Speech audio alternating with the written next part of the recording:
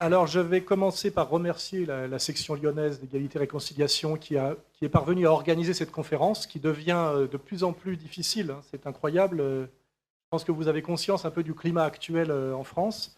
Ça nous rappelle sans doute l'URSS de Brejnev. C'est un côté excitant et un côté inquiétant en même temps.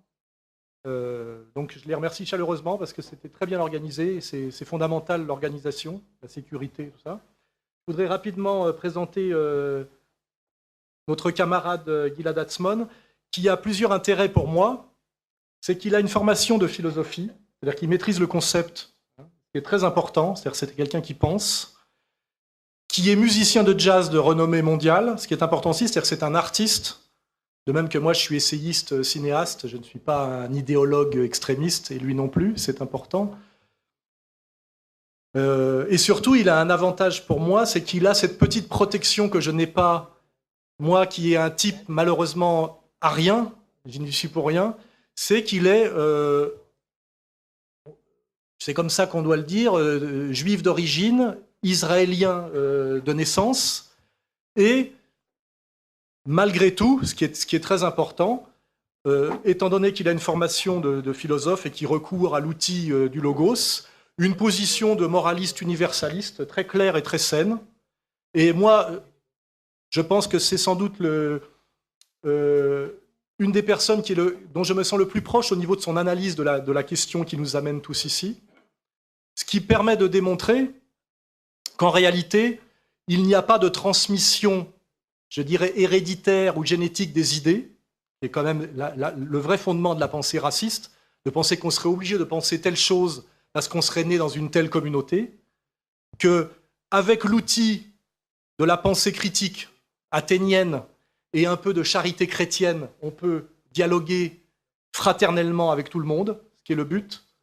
Et je pense que, je veux dire, la fonction positive de cette réunion est de montrer que nous ne sommes définitivement pas intéressés par cette cochonnerie qui s'appelle l'antisémitisme. Ça ne nous intéresse pas. Nous sommes là pour discuter, qui est une tradition occidentale entre ce qu'on appelle entre honnêtes gens, sur des fondamentaux, je crois, qui sont partagés par tous les gens qui sont ici, hein, qui sont le bon sens, le respect, voire même quelque chose de très galvaudé aujourd'hui, mais les droits de l'homme authentiques. Voilà. Et mon intérêt ce soir, ça va être de donner beaucoup la parole à Gilad pour que ce soit lui qui porte certaines paroles qui moi, me coûtent très cher pour des raisons, je dirais, racistes. Parce qu'il y a des choses que je n'ai pas le droit de dire à cause de ma naissance à laquelle je ne peux rien, n'est-ce pas? Ce qui est aussi quelque chose de très louche aujourd'hui. Hein, voilà. Donc je vais me faire un plaisir de donner la parole à Gilad, qui parle pas français ou peu français, donc il y aura un traducteur. Donc excusez-nous pour la lourdeur de tout ça. Mais je pense que cet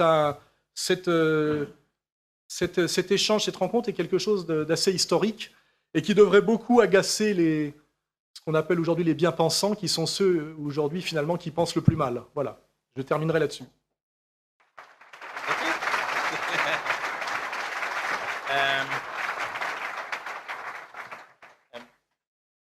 I never. Do you have a,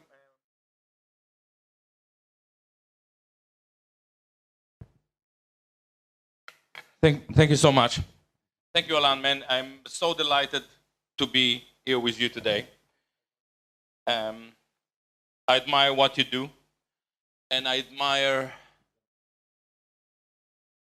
a person who managed to gather so many young people in a political event and such a diverse community, and to make so many people think, which is something that is very rare these days. Because I'm a musician, I thought that it's my duty to play one short tune to cheer your defeated socialist kosher government.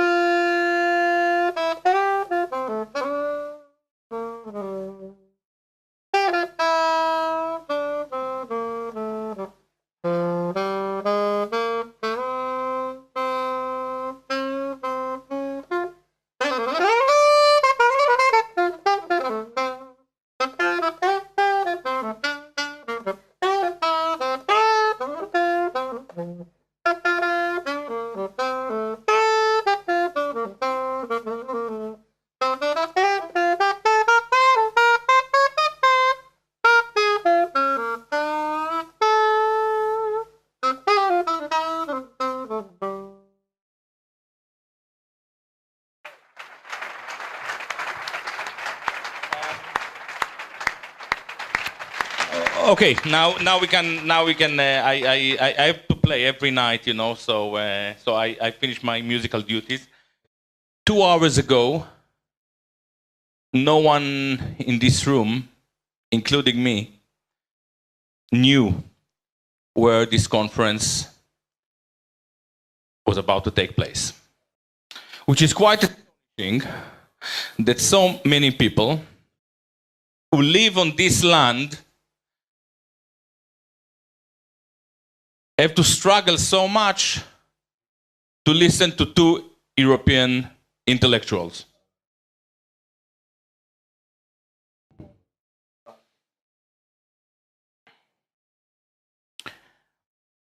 To a certain extent,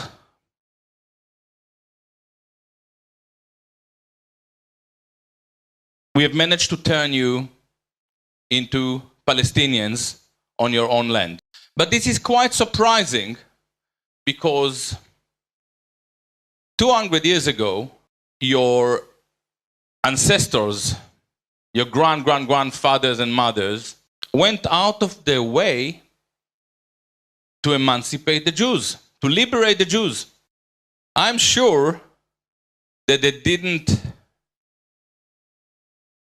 contemplate the possibility that now in 2014, you French people would have to hide your thoughts just not to offend Jews or the Crif. And the next question is, how did they do it to you? We are dealing with clever people, clever race, clever culture, clever ideology. 2 days ago, I read an article in Al Jazeera about the case of Dieudonné. And the writer, his name is Ali Saad. Do you know him? Do you know the guy? I don't know him, but he raised the question. He mentioned that 8 years ago, it was the case of Charlie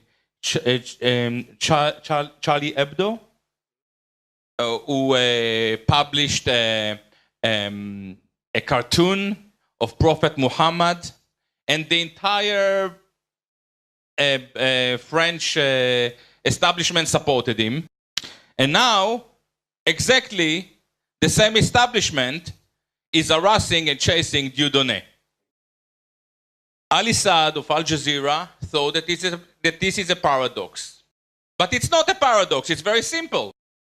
Your establishment, your media, your political system is acquiescing to Jewish lobby group and Jewish pressure. But the next question that this is what I'm going to do today.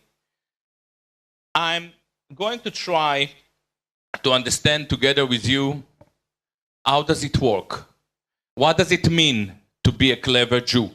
Whenever people spoke with me about clever Jews, I was always embarrassed because I met some clever Jews, I must admit, but most Jews I met were complete stupid. So Jews are like everyone else in that sense, but we have to admit that some Jews are uniquely clever.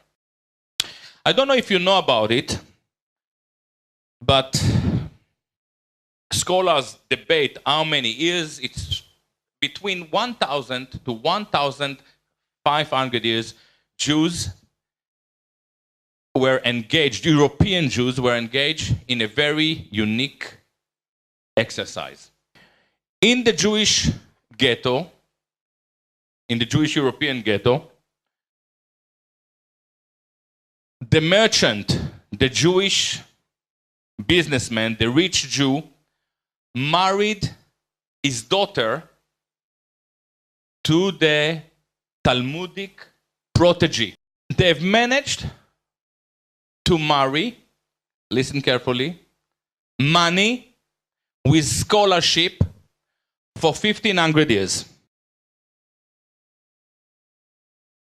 Now, we have to understand how intelligentsia or cognitive quality is spread in a society.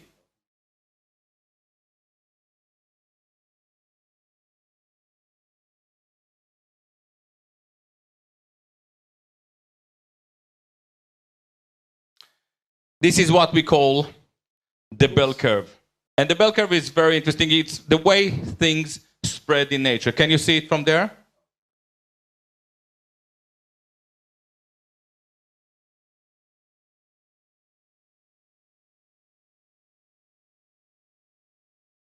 On the left, you find the very stupid people. This is intelligence, yeah?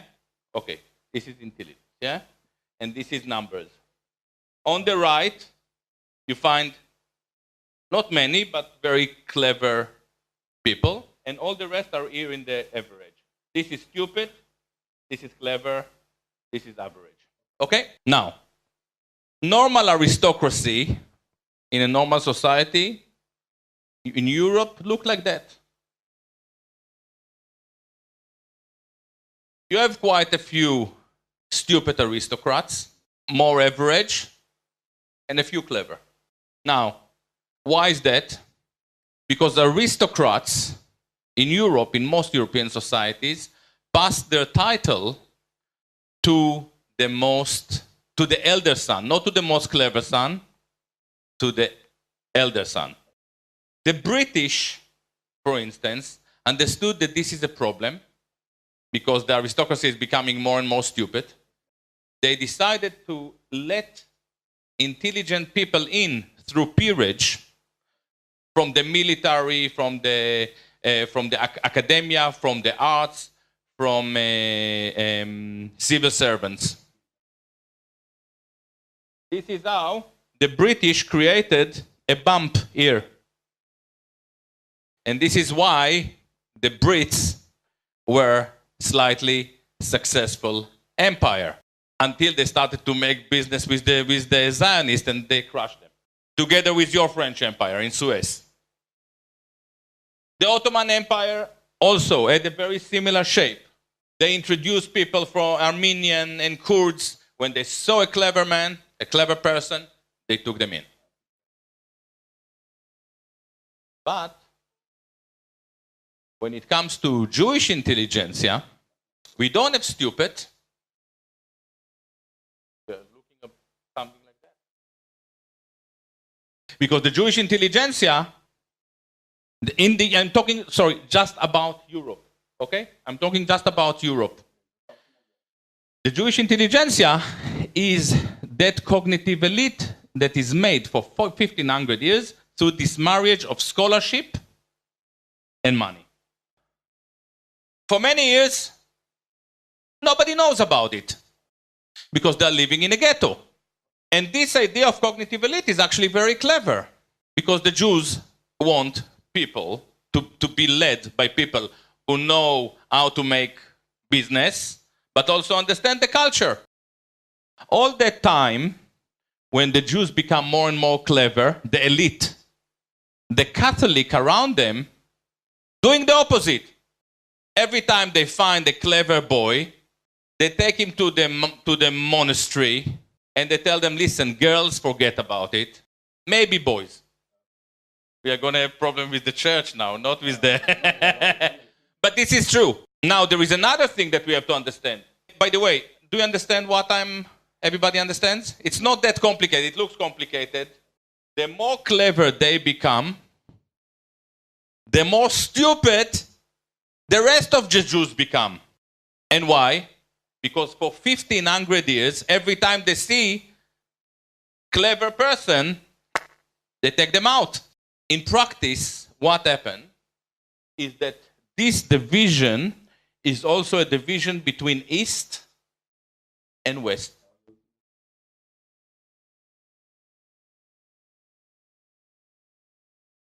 In the East, we have the low class, low ability Jews in the Pale area.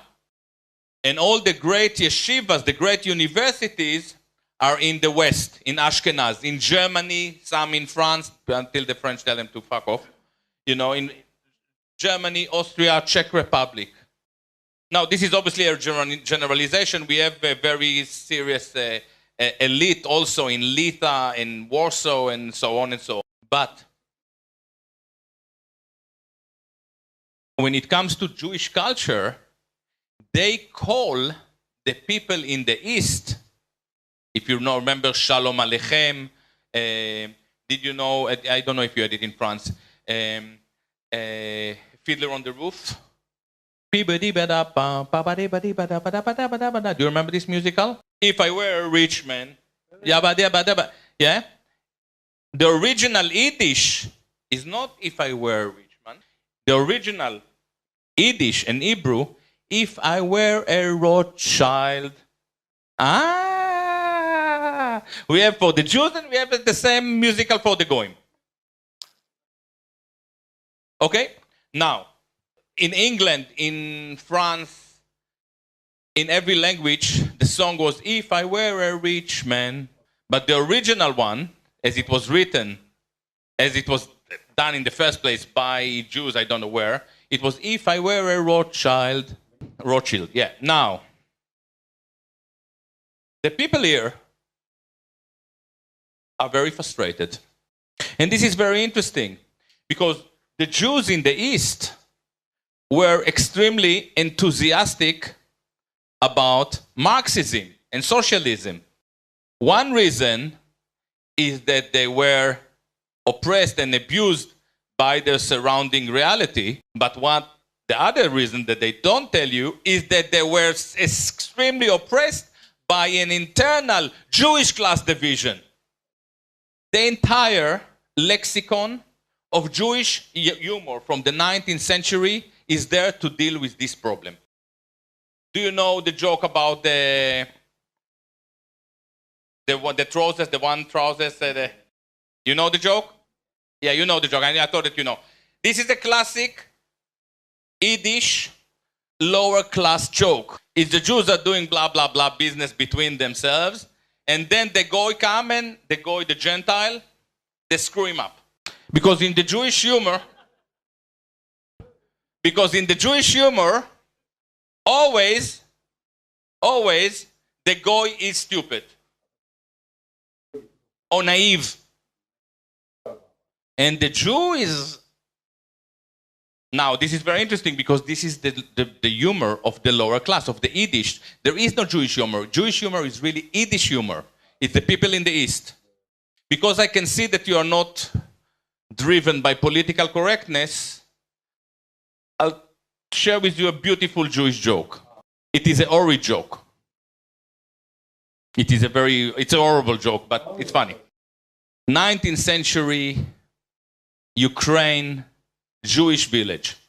Out of the blue, Friday evening, the Cossacks coming on their horses and about to start a pogrom. They come in with the swords, they kill all the men, slaughter the teenager boys, and then they see the women, they get excited, they start to rape. It's a Jewish joke, so don't, yeah. They start to rape and they are drunk and it's horrible. But then at a certain stage, even the Cossacks cannot rape anymore. And then they put the clothes on and they decide to look for gold. And they get to the second floor and they look for gold and they don't find. And they get to the attic, to the roof, and they find the old granny. And they see the old granny, she's 90 years old, and they feel like having another rape, just a small one. And the mothers and the girls, they understand what is happening and they say, oi, don't do it to our grandma, it's awful, please don't do it. And then the grandmother shouts from upstairs, a pogrom is a pogrom. Why? Because in the Jewish humor, even the senile grandmother is more sophisticated than the Gentile Cossack. Now, when we try to understand,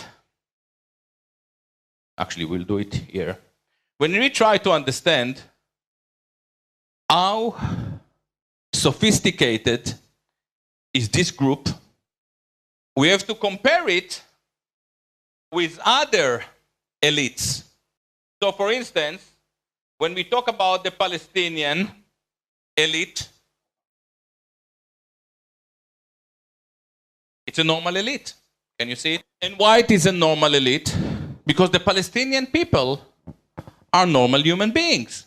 But it is even more complicated because Palestine was occupied for 2,000 years, different conquerors. So its elite is not a cognitive elite, it's the elite of those people who were subservient enough to put the Palestinian brothers in line with the regime.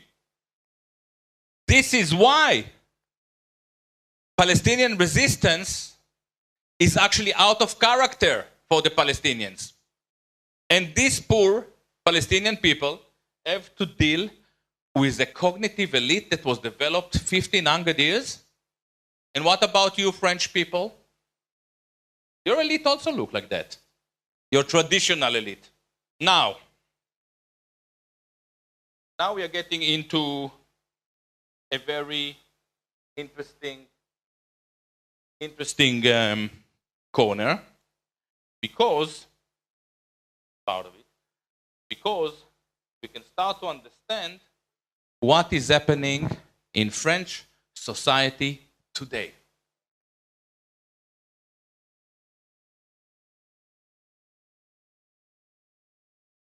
And it is frightening. Part of the domination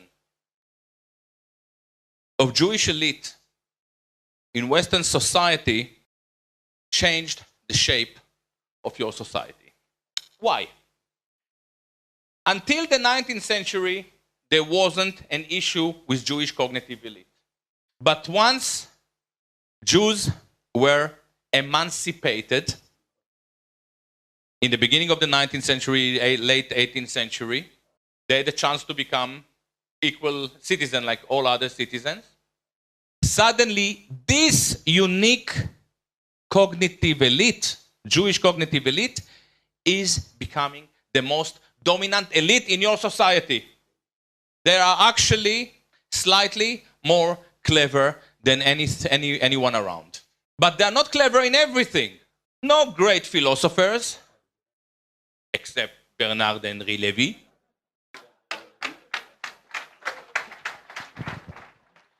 No great mathematicians. One physicist was relatively clever. His name was Albert. But they are uniquely clever. And I give you a good example.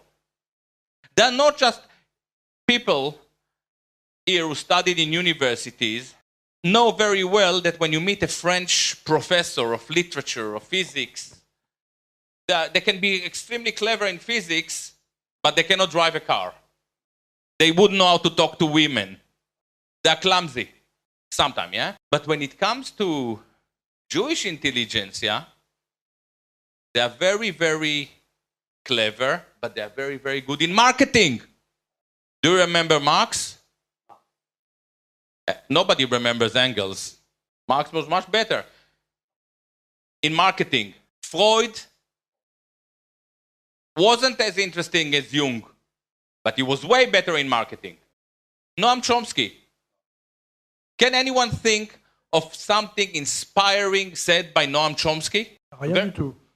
Tout ce qu'il a dit a déjà été dit avant par d'autres, et tout ce sur quoi il s'appuie aujourd'hui est faux, y compris sa théorie linguistique qui ne tient pas du tout la route.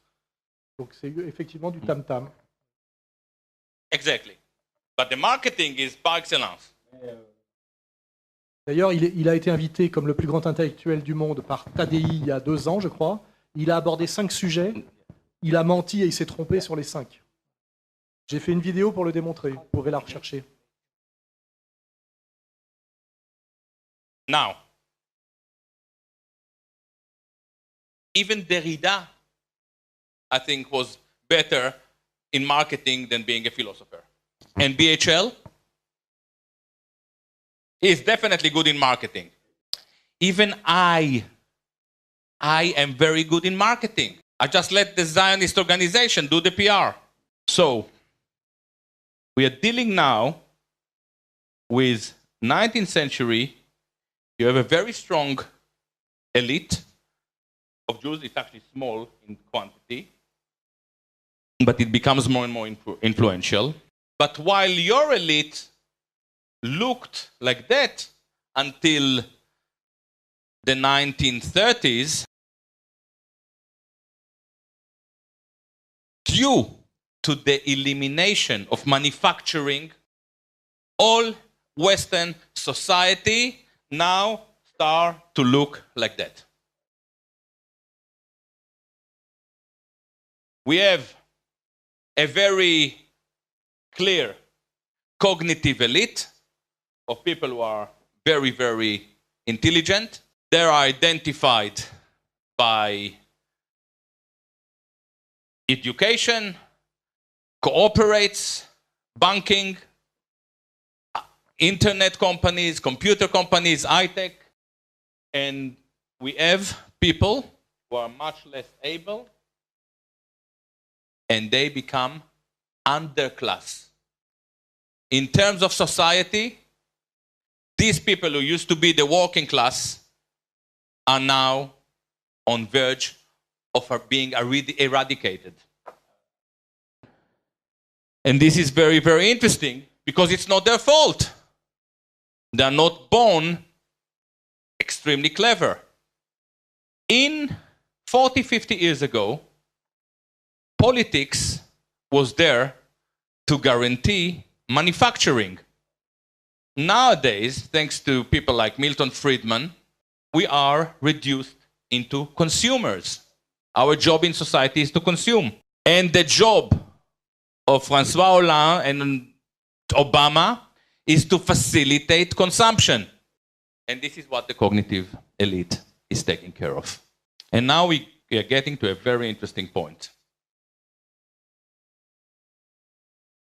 The cognitive elite is very tolerant. It's liberal. They don't mind Arab, Muslim, Jew, gay, lesbian, androgynous, everything. If you are a black woman, Muslim, with mustache, converting into Judaism, changing your sex, I deliberately go crazy, but you have 150 IQ, you have a job in Google. But look what is happening now. Our left is not in the cognitive elite. They are the most boring, uniquely average people. They are somewhere here, making a lot of noise.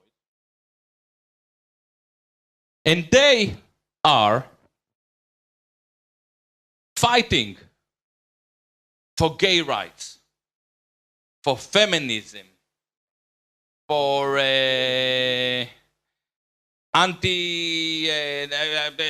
tolerance against anti-Semitism, tolerance. It's all nice, no problem.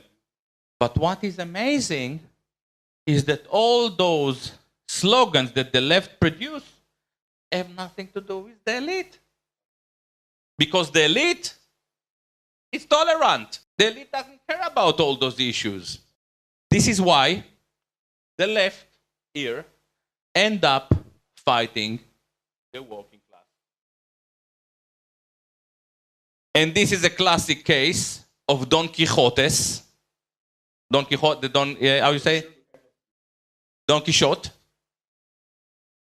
Because rather than fighting the elite, the people that screw us on a daily basis, the left end fighting you. And guess what? The people here are very happy and they fund it. They send the money. The classic guy that runs the show funds every left organization, almost every left organization and progressive, is Mr. George Soros. George Soros is the classic Jewish cognitive elite. He's better than you in money, believe me. And he's also very, very clever. And guess what? To buy these idiots in the left is very cheap. All you have to do, you just send them for one night in Holiday Inn in Frankfurt and they know what to do. This is why yesterday, and not just in France, all over Europe, the people here, the working class, the workless people, stood up and they say, enough. You know what is the definition of pogrom? When the goy say, enough is enough. For the time being, they think that the enemy is here. And it's not a problem if they... Because I'm not against the left. I want to see real left, real socialist people. But fighting against this group would stop them from identifying the real problem. Now, I don't know how long am I talking. Je vais bientôt prendre la suite. Hein? Je vais bientôt prendre la suite pour parler des autres. The what? Que le sujet, c'est les Juifs et les autres. Je vais parler des autres. No, but for sure.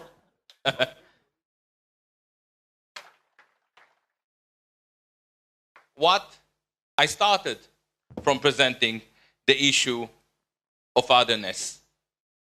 I thought that this is a brilliant talk because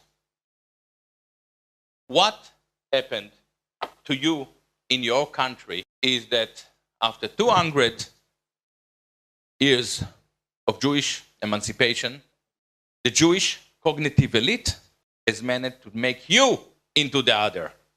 You are the underprivileged. You have to hide your thought. You are subject to terror of political correctness. A major European intellect has to go around with bodyguards. And it is not very surprising. It's just a repetition of the pattern that we saw in Bolshevik Russia. When I was young, the left was a universal concept. And I was very excited by it.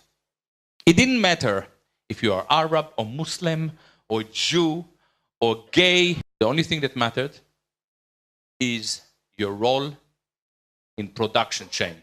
If you were a proletariat, you were one of us.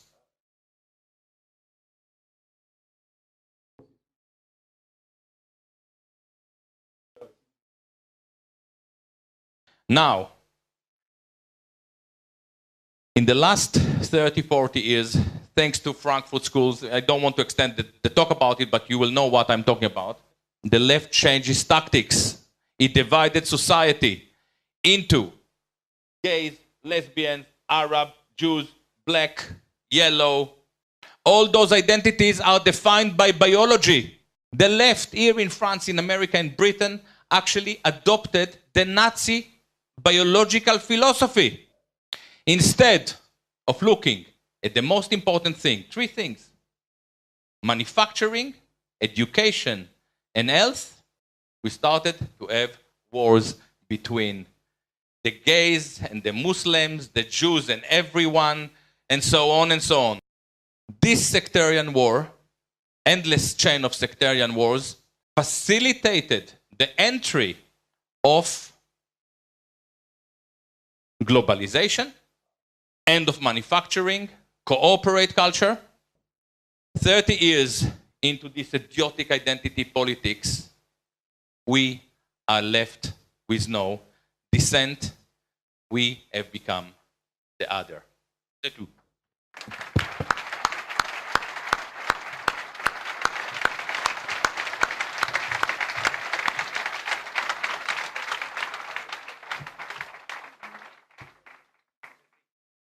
Là, il n'y aura plus la question de la traduction.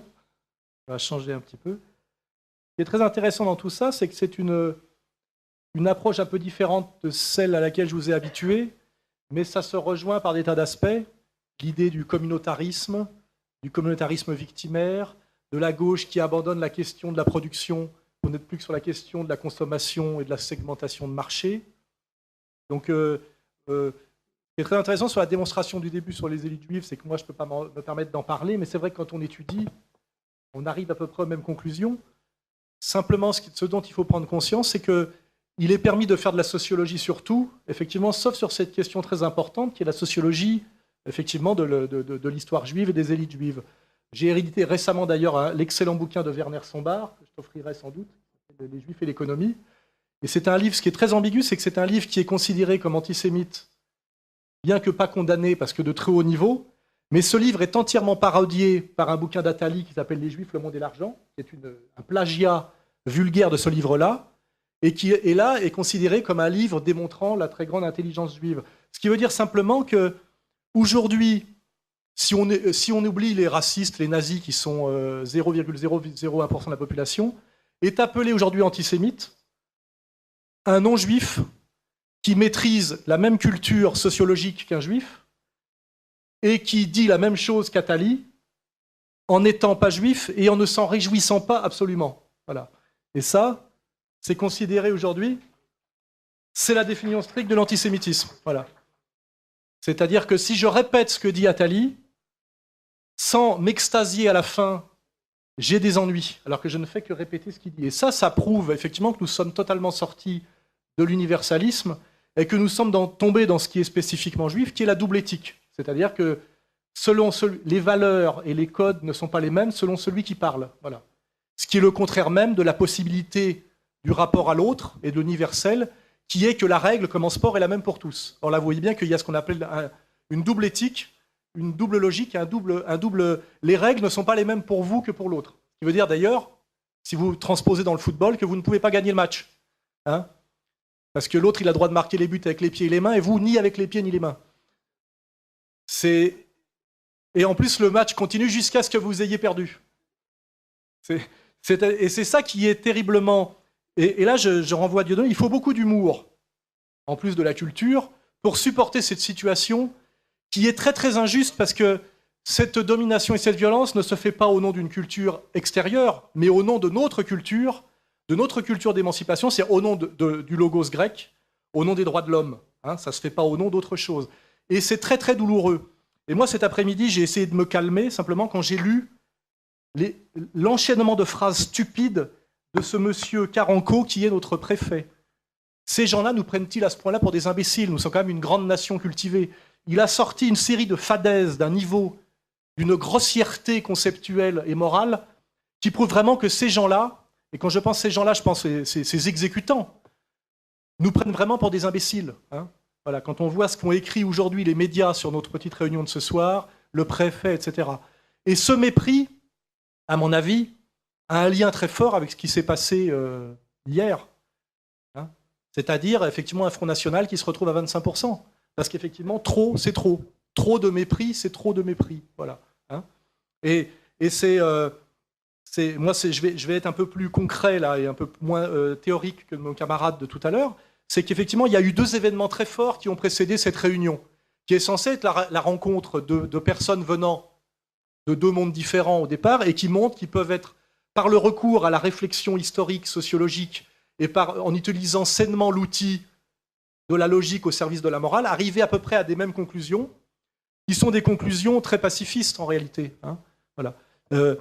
Les deux événements qui ont précédé cette rencontre, qui me paraît très saine, puisque finalement... quand il y a des tensions pour les réduire, il faut que l'un et l'autre discutent, hein, pas l'un avec le même en niant l'autre, mais l'un et l'autre discutent. Les deux événements qui ont précédé cette réunion sont, on va dire, la tuerie de Bruxelles et effectivement le vote Front National aux élections européennes. Et malheureusement, il y a eu des pour associer les deux, ce qui est dramatique. Parce que moi, ce sur quoi je mets le doigt aujourd'hui, c'est pour ça que je parle souvent avec mon ami Jacob Cohen des Juifs du quotidien, c'est que nos élites dominantes aujourd'hui, qui se moquent totalement de notre sort à nous, mais aussi de leur propre base, hein, n'hésitent pas, au lieu de se réjouir aujourd'hui du sursaut populaire du peuple contre les oppresseurs oligarchiques, à associer systématiquement les oppresseurs oligarchiques à eux, et à dire que le peuple ne se révolte non pas contre les élites oligarchiques, qui sont composites et essentiellement sur une question économique, mais que se révolte contre eux. J'ai trouvé hier un opuscule épais comme ça, publié par les étudiants juifs de France, qui ne représente ni les étudiants, ni les juifs, ni la France, mais pour dire que la victoire du Front National serait une victoire contre eux. Quelle stupidité et quelle maladresse politique de faire croire à un peuple humilié, à un peuple en colère, que le sursaut du peuple contre ses oppresseurs serait un sursaut contre les juifs. C'est dramatique comme stratégie, c'est stupide, et je me demande même si ce n'est pas volontaire. Car je fais remarquer que si l'antisémitisme ne m'intéresse pas, car c'est une question vulgaire, raciale et raciste qui ne rentre pas dans mes catégories, Les gens aujourd'hui qui me montrent du doigt et qui m'ont rendu co-responsable de la tuerie de Bruxelles, eux sont des rentiers de l'antisémitisme, des professionnels de l'antisémitisme, et qu'ils ne vivent que de l'antisémitisme. Hein. Ce sont des... Hein, je le dis bien, le Belge qui a parlé et nos gens du CRIF. Et qui mettent-ils en danger en dernière instance? Hein, pas les 99% du peuple de France, car nous sommes 99% selon leur propre vision du monde, qui en ont marre d'une oppression qui est à la fois économique et idéologique. Ils mettent en danger ce que j'appelle les juifs du quotidien, dont parle Jacob Cohen, qui n'ont pas lu le Talmud, ne sont pas des érudits, se foutent un peu de la question israélo-palestinienne, et ont un rapport au judaïsme qui est privé et qui ne me concerne pas, qui ne me regarde pas, hein, qui est une question de ce qu'on appelle d'habitus, pour reprendre des concepts assez faibles de notre ami Bourdieu, et libre à eux, vous voyez? Voilà. Et moi, je mets le doigt là-dessus pour redescendre un peu sur terre. Aujourd'hui, les élites communautaires juives sont en train de dire que le combat d'émancipation des peuples européens contre quelque chose qui est très, très technocratique et très technique est une révolte contre les juifs. Et je le dis, nous devons absolument refuser de valider cette saloperie qui voudrait aujourd'hui que le combat d'émancipation des peuples européens contre une oppression économique serait un combat des juifs contre les antisémites et vice-versa. C'est dramatique. Et je dis que c'est... Il faut absolument que les juifs intelligents et les juifs du quotidien, comme nous-mêmes, les montrent du doigt comme de dangereux manipulateurs et de dangereux imbéciles, à moins qu'ils aient un projet pervers et un projet diabolique qui peut être conçu soit comme la question de l'alia, c'est-à-dire de terroriser leur propre communauté en les poussant à la paranoïa pour qu'ils ne s'assimilent pas et qu'ils restent enfermés finalement dans un ghetto idéologique et dans un ghetto de paranoïa, voire même qu'ils partent en Israël, alors qu'aujourd'hui, les élites israéliennes quittent Israël aujourd'hui, on le sait, parce que c'est le seul pays où un juif peut être assassiné, parce qu'il est juif, pratiquement. Hein, ça se passe bien beaucoup mieux dans tous les autres pays du monde sur cette question-là. Donc il y a cette question sans doute très perverse de l'alia, pousser les juifs à la paranoïa, et surtout, toujours pareil, vouloir que par la paranoïa et la peur entretenue, ces gens continuent à leur obéir. Parce que si ces juifs du quotidien s'émancipent et deviennent de simples citoyens, comme leur demande Éric Zemmour, ils perdent tous leurs privilèges et tout leur pouvoir. Et c'est ça la vraie question. Et je dis, nous devons tous nous émanciper aujourd'hui de la stratégie diabolique, scandaleuse et dangereuse du CRIF. Dangereuse pour moi, bien sûr, parce qu'ils poussent un extrémiste juif à m'assassiner. C'est ce qu'ils font clairement quand ils me mettent sur le dos l'histoire de Bruxelles. Or, nous avons vu les images à Bruxelles. Ce ne sont pas les électeurs de Laurent Louis ou les gens qui assistent aux conférences de Soral ou au spectacle de Dieudonné qui ont perpétré un tel acte. On voit bien que c'est un professionnel de l'assassinat, sans doute un militaire, d'un grand sang-froid, et qui est peut-être, si on creuse un peu, du Mossad. Hein. Et quand je dis ça, ce n'est pas un délire. Je vous renvoie à la vidéo que nous avons mise récemment sur le site, faite par Maria Poumier, sur le double attentat en 1994 en Argentine. Les élites sionistes sont les spécialistes de l'assassinat de juifs pour maintenir leur communauté dans la soumission quand elle tend à aller vers le quant à soi et l'individualisme et la pluralité des opinions. Ce n'est pas un fantasme. Ça s'est passé en Irak dans les années 50, et un type comme José Bové a été mis en danger parce qu'il avait osé rappeler que c'était une vieille tradition, n'est-ce pas? Les bombes dans les synagogues, quand les communautés juives, notamment par exemple du Maroc, n'étaient pas assez sionistes. Jacob Cohen vous en parlera savamment. Et je dis aujourd'hui, la question elle est là, c'est qu'il faut que nous échappions tous à ce piège qui nous est tendu de dire qu'aujourd'hui, ce combat qui démarre d'émancipation des peuples contre une oppression économique et une vision du monde qui est, je le dis, composite, de dire que ça serait un combat des juifs contre les antisémites et des antisémites contre les juifs. C'est une saloperie intégrale. Et si j'ai convié ce soir Gilad, c'est pour effectivement que nous montrions physiquement que nous refusons ce genre de catégorie et ce genre d'opposition. Voilà. Et ça, c'est fondamental. Et je dis, normalement, je devrais porter plainte et faire un procès à ce représentant de la LICRA belge et aux élites auto-représentées du CRIF pour m'avoir désigné comme un des co-responsables de la tuerie de Bruxelles. Je devrais non seulement les envoyer au tribunal et les faire condamner. Pourquoi je ne le fais pas? Parce que malheureusement, aujourd'hui, pour la question de la domination sioniste sur la France, qui est une réalité, je ne gagne pas mes procès, ce qui est scandaleux, et ce qui donne le sentiment à ces gens-là qu'ils peuvent tout se permettre, dans la diffamation, dans l'injure, dans la menace. Et c'est très très dangereux quand on est dans une période de crise économique, avec un peuple qui souffre aujourd'hui sur les questions de pouvoir d'achat, de sécurité, et qu'une une population qui représente 1/6 de 1% de la population française, et qui est évidemment l'hyperclasse, parce que ce que d'ailleurs Attali appelle l'hyperclasse, représentée parfaitement par l'arrogance d'un Bernard-Henri Lévy, continue à nous insulter et à nous montrer du doigt. C'est dramatique, parce qu'effectivement, comme le disait Guy tout à l'heure, trop c'est trop. Et effectivement, quel est mon combat à moi aujourd'hui? C'est de défendre la vérité, de défendre le peuple de France, et aussi de tendre une main fraternelle à ceux qui font partie totalement du peuple de France par nos lois émancipatrices. Parce que je le rappelle, les premiers à avoir émancipé les Juifs, c'est Robespierre en 1791. C'est tendre la main à ces Juifs représentés par Zemmour, qui sont simplement des citoyens français, qui veulent que leur rapport à la judaïté soit dans la sphère privée, c'est-à-dire liberté de culte. Voilà. Mais aujourd'hui, nous ne sommes plus dans cette logique-là. Nous sommes dans une toute petite élite sioniste qui a totalement satellisé et soumise à l'appareil d'État français. On le voit avec le discours grotesque du préfet de ce soir, discours qui lui vaudrait 2 en philo en classe de terminale, avec des mots, des pseudo-concepts comme la haine. Vous voyez, on le voit notamment avec le discours de notre Premier ministre Manuel Valls au Trocadéro, où il s'est permis de dire, ce qui rejoint le discours de Gilad, que les Juifs étaient l'avant-garde de la République. Ça veut dire que nous, les goïms, qui sommes 99% de la population et qui sommes les Français de souche, nous sommes l'arrière-garde. Donc il y aurait dans l'égalitarisme républicain une avant-garde et une arrière-garde. Et l'avant-garde serait des militants sionistes, c'est-à-dire des gens qui se battent au nom d'un suprémacisme racialo-théologique, au nom d'une lecture territoriale, littérale, raciale et belliqueuse d'une religion dont on peut faire d'autres lectures, elle spiritualiste, ce qui renvoie à la liberté de culte. Sinon, là, on n'est pas dans la liberté de culte. On est dans l'ingérence, on est dans la politique, on est dans le racisme, on est dans l'appel au meurtre, on est dans tout ça. Et ces dysfonctionnements logiques et politiques sont tellement grossiers aujourd'hui et évidents, et compris par la majorité de la population, comme le démontre le succès de Dieudonné, qui fait comprendre tout ça par l'humour et par l'humour noir. Alors vous avez remarqué que depuis le scandale du Conseil d'État, l'humour noir est interdit en France, ce qui veut dire en gros qu'il n'est plus autorisé que l'humour juif, qui malheureusement n'est plus très drôle. Car, je le rappelle, comme le disait très bien notre camarade Gilad, l'humour provient de la souffrance et de la domination. Les dominants n'ont pas d'humour. C'est pour ça qu'à l'époque où ils avaient encore conscience de ce qu'ils étaient, ils payaient un fou du roi pour être drôle à leur place. Bernard-Henri Lévy est drôle à ses dépens.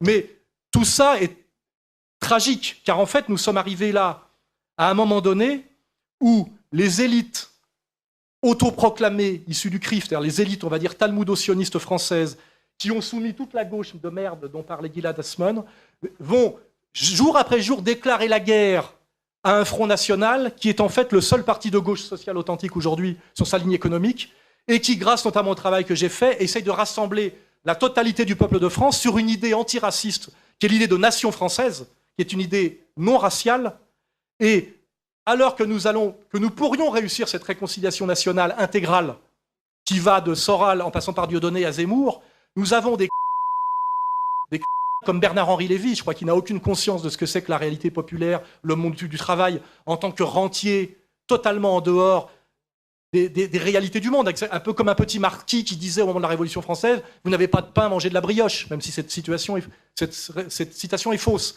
mais elle est éloquente. Nous avons, à cause dégénérés comme ça, et qui eux ne pensent qu'à faire partir des Juifs et à en faire des sayanim, nous créons une situation explosive en France que, je le dis, les gens que je représente ne perdront pas. Car nous avons 2500 ans d'histoire pour rappeler quand même des souffrances récurrentes dues à des erreurs d'élite systématiquement répétées par des élites sans demander leur avis à la masse. Pour ça, vous pouvez lire l'excellent livre de Douglas Reed qu'on vient de m'interdire d'éditer par un jugement illégal qui était d'ailleurs contraire à la décision du parquet et du procureur, vous voyez, à la simple demande d'un des bras armés du lobby sioniste français qui est la LICRA. Voilà. Donc, moi, je suis là pour, effectivement, ne rien lâcher sur la vérité et sur la morale, et je suis là aussi pour éviter le piège qui nous est tendu de dire il y aurait aujourd'hui un combat des antisémites contre les juifs. Je le dis bien, quiconque aujourd'hui adhère à ça est un...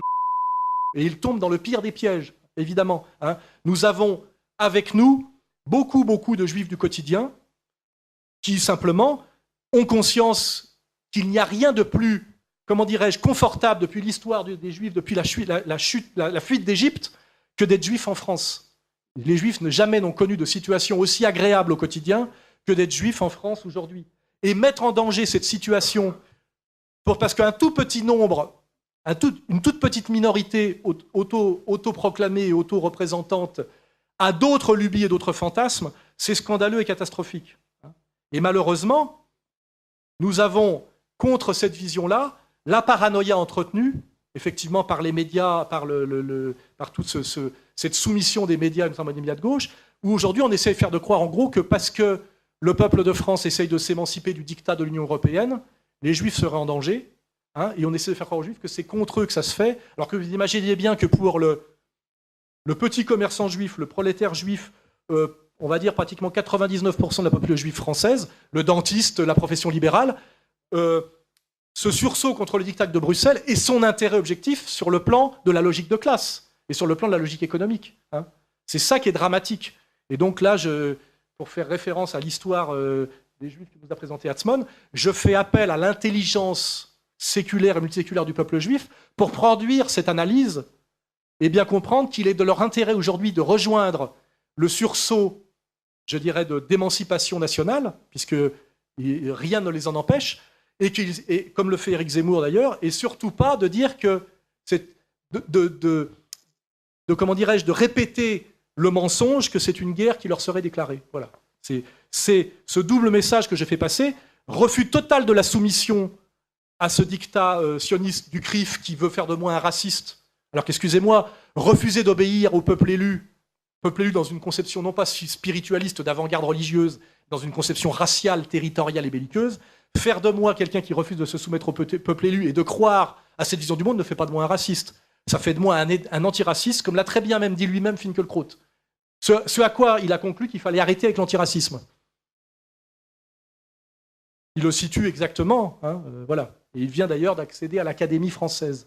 La France d'aujourd'hui, c'est ça, c'est Valls, Premier ministre, qui a accédé à son poste uniquement pour sa soumission intégrale au lobby sioniste français. C'est-à-dire qu'aujourd'hui, celui qui est nommé Premier ministre contre l'avis du président de la République, sa sélection se fait à la plus grande soumission à ce minuscule petit lobby sioniste qui, je le répète, représente 1/6 des Juifs de France, qui eux-mêmes représentent 1% de la population française. Tout ça, forcément, si nous ne réfléchissons pas tous ensemble et si nous ne nous alignons pas sur la ligne, je dirais, égalité et réconciliation, qui est aussi celle globalement du Front National de Marine Le Pen. En gros, il y a encore 2-3 ajustements à faire, mais on y travaille. Si nous ne nous mettons pas là-dessus, oui, c'est quand même... Non, il n'y a pas de ligne anti-islam, il ne faut pas exagérer non plus. Il y a un contexte de diabolisation de l'islam dont beaucoup de musulmans, auxquels des musulmans participent souvent par naïveté. Il y a le contexte international avec le takfirisme manipulé. Donc il faut intégrer tout ça. Et puis il y a aussi la perte complète de repères et de confiance dans son propre pays, du français de base, je veux dire, c'est-à-dire issu de la petite bourgeoisie catholique, qui ne comprend plus rien à ce qui lui arrive. Il faut à un moment donné être capable de comprendre la détresse de l'autre.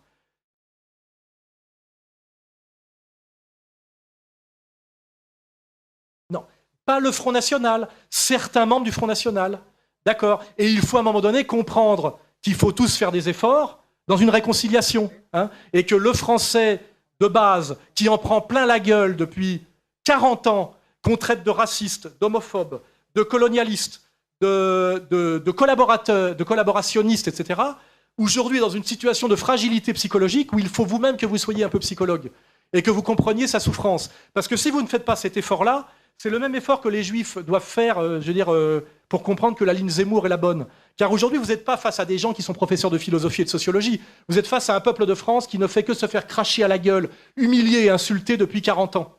Alors qu'il n'a fait que travailler et qu'il est sans doute, je demanderai à mon camarade Gilad, pour les gens qui ont voyagé, sans doute un des peuples les moins racistes du monde. Parce qu'il faut comparer avec ce qui est, malheureusement, pas avec l'idéal. Et je vous dis, il faut que nous faisions tous aujourd'hui un effort d'intelligence. Moi, je fais un effort de mon côté souvent pour lutter contre une certaine vision très primaire et très caricaturale de l'islam, sans doute qui est celle un peu de Marine Le Pen. Mais pourquoi demander à Marine Le Pen d'être une spécialiste de l'islam ? Je veux dire, je fais l'effort par mes vidéos depuis des années pour qu'elle comprenne la complexité du problème. Et il y a des gens autour d'elle qui font le travail, et ça prend du temps. Mais il faut, je vous le dis, non pas avoir seulement une attitude de musulman, mais aussi de savoir quelle est votre position de classe. Vous n'êtes pas que musulman en France, vous êtes aussi des sous-prolétaires. Quel est votre intérêt social par rapport à des positionnements qui sont aussi sociaux et économiques? Il est dangereux de vous positionner aussi que comme musulman, alors que vous êtes parfois prolétaire, sous-prolétaire ou issu des classes moyennes. Tout ça est composite. Non mais je vous ai compris, hein, il faut arrêter les fixettes. Donc je dis, moi, je ne m'adresse pas qu'aux musulmans, n'est-ce pas? Je suis un Français de souche de culture catholique. Je m'adresse à l'ensemble du peuple de France aujourd'hui, qu'on a poussé à la division entre Français catholiques, entre musulmans, entre juifs, entre gays. Vous avez vu aujourd'hui que sur le modèle comment dirais-je, du communautarisme juif victimaire, on vient de créer de toutes pièces de l'homophobie. Avant, la France est un pays tolérant où il n'y a pas de police des braguettes. Il n'y avait pas d'homophobie en France. On est en train de créer sur le modèle du communautarisme juif victimaire et agaçant, le communautarisme juif agaçant, le communautarisme, comment dirais-je, gay. C'est-à-dire, on vous dit aujourd'hui, il y a des associations gays financées par l'État qui publient elles-mêmes leurs statistiques d'homophobie. Imaginez bien comme c'est sérieux. Et je veux dire, il y a un problème d'homophobie en France. Parce que c'est effectivement cette stratégie de domination par le diviser pour régner. Donc on est en train d'opposer tout le monde à tout le monde, ce qui ressemble d'ailleurs à ce que Marx décrivait au bout du pourrissement du capitalisme, ce qu'il appelait la guerre civile généralisée, c'est-à-dire la guerre de tous contre tous. Hein. Et notre combat, c'est à un moment donné, effectivement, qu'est-ce qui nous rassemble? Qu'est-ce que nous avons en commun? Nous avons en commun la nationalité française qui est non raciale, c'est très important. Hein, la citoyenneté française n'est pas volkisch.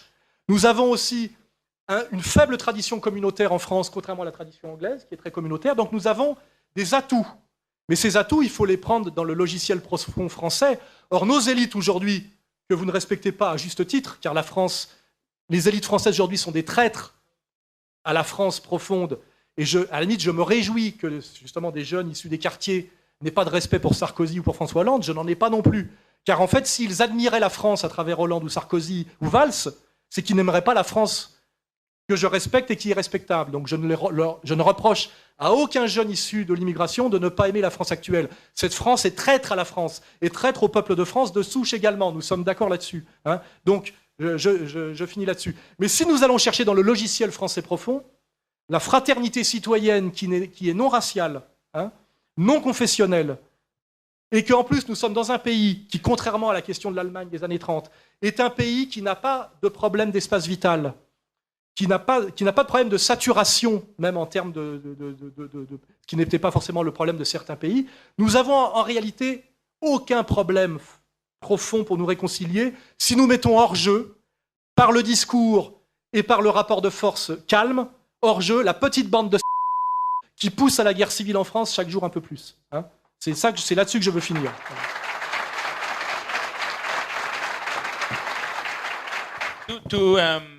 One is not a question. I listen to you talking. Yeah, I listen to you talking, and I'm not an anthropologist, but what I see here is the most diverse crowd I've ever seen in my life. And I really,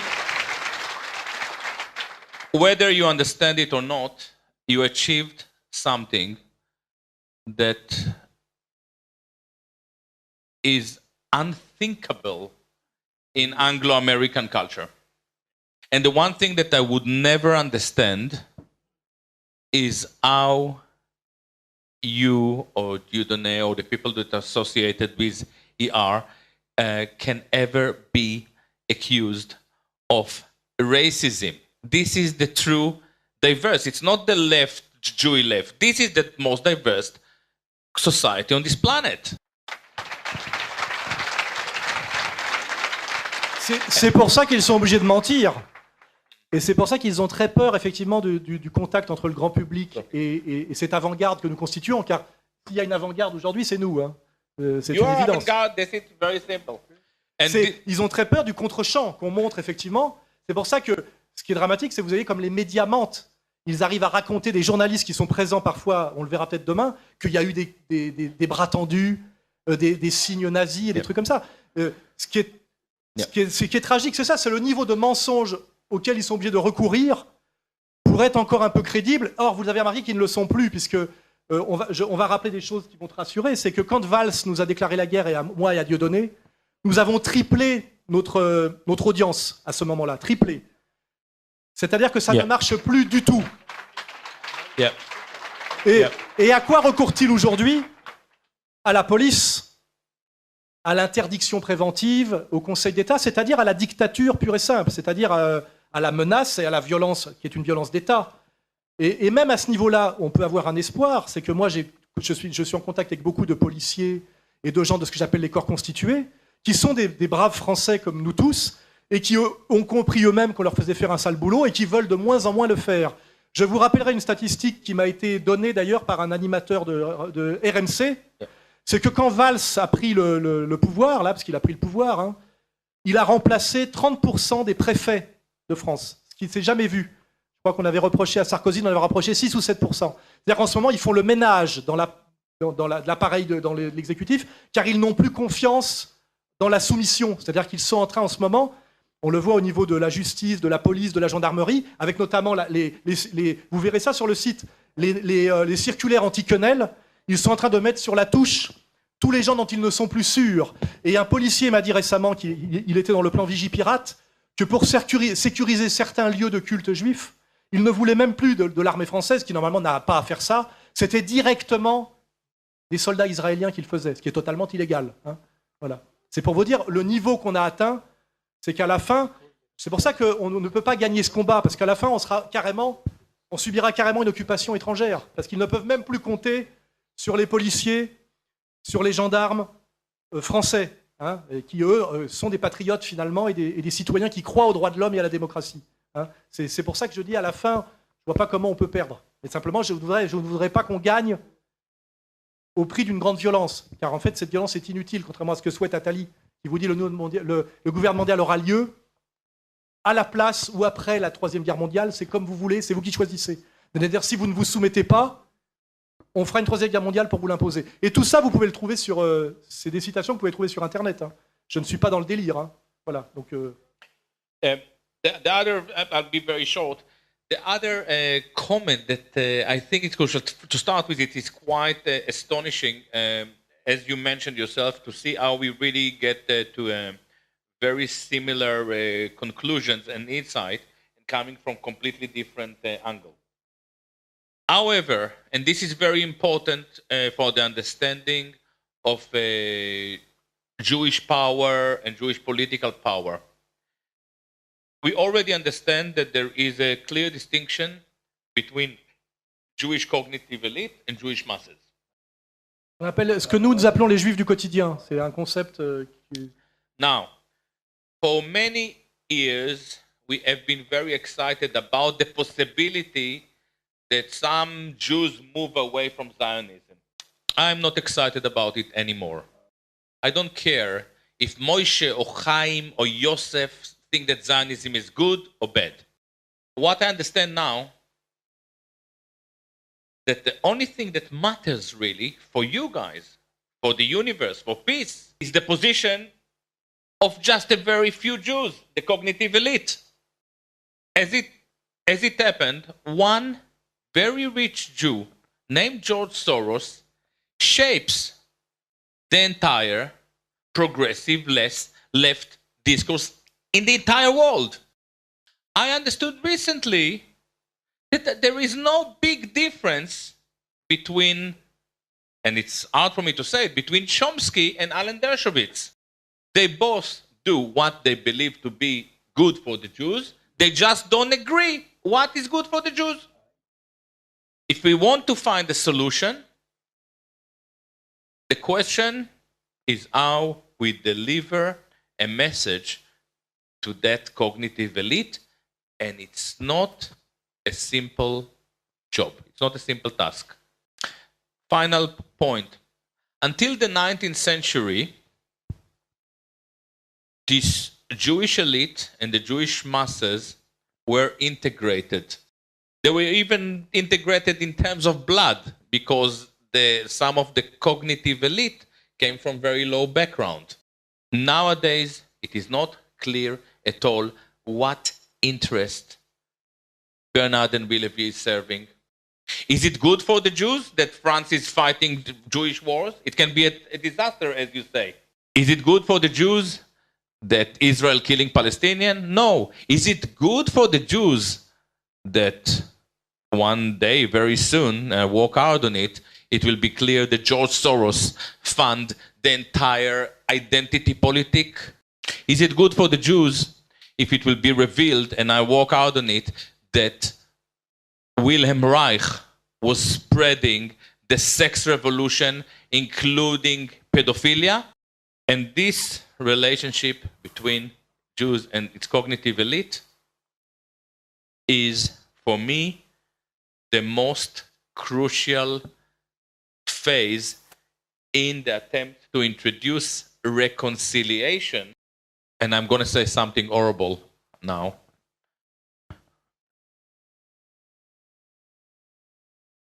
For many years, Jews, both cognitive elite, the masses, Jews in general, were very, very concerned and contained their power because they were afraid of the reaction of the surrounding society. At the moment, what we see an omnipotence of Jewish power, because they don't meet resistance by means of political correctness, and with the help of the left, they've managed to castrate the entire West. Now remember one thing. What is political correctness? Political correctness is politics that doesn't allow political opposition. Ladies and gentlemen, this is the definition of dictatorship.